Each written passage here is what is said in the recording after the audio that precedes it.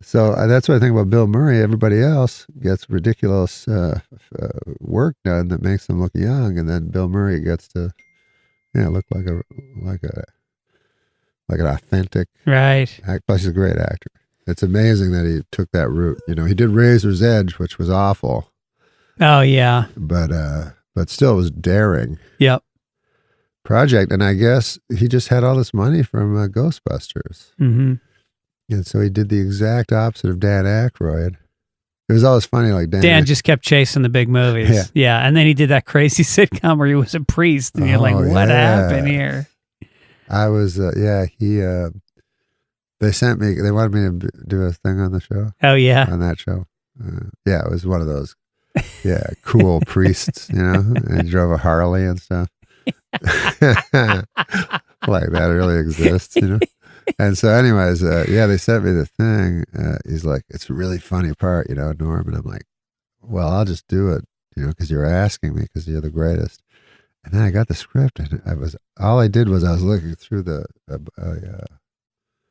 a telescope, and I said, oh, I can see Uranus. And then he goes, you can? And he pulls.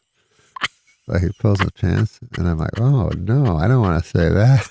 So I had to lie my way out of it to get out of doing this awful joke. But he told me, it was like, great. One time when I had my sitcom, the showrunner goes, why don't we have a big star every week do the cold opening? And I go, oh, sure, yeah.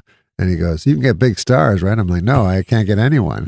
And he goes, but Sandler. I go, I'm not going to ask Sandler, and then I told my agent, I said, don't ask Sandler, because the showrunner kept phoning my agent. I go, because I don't want to blow a favor. I know he's not going to do it.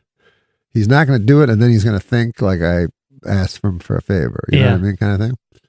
So, anyways, a few weeks later, my manager goes, oh, by the way, Sandler said he doesn't want to do it. I'm like, oh my God, I told you not to. Yeah.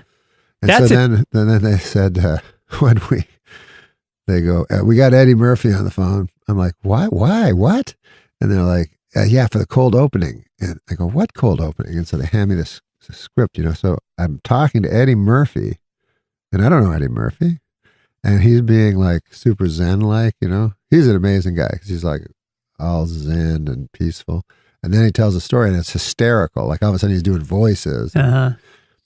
Because he was talking about being a director, and he goes real peacefully, he was like, the directors in Hollywood it's very tough to find one. Frank Oz was magnificent, but I was very unhappy with the other directors. Finally, I had to direct myself, and I directed Harlem Nights, and the Red Fox was in it. And so Red Fox came to the show once, and he was having trouble with the IRS, and he owed all this money, so he kept trying to sell me things. And he would come to the set, and he would go, and then all of a sudden he's super funny, right? After doing this real flat voice, and he goes, and then Red Fox would say, "Hey Eddie, you like Elvis? I got Elvis's watch. How'd you like to buy Elvis's watch? Elvis, give me this watch." So I said to him, "Hey Red, how long have you had Elvis's watch?" He said, "I had it for 40 years. I go, "That's not Elvis's watch. That's Red Fox's watch. I ain't buying Red Fox's fucking watch."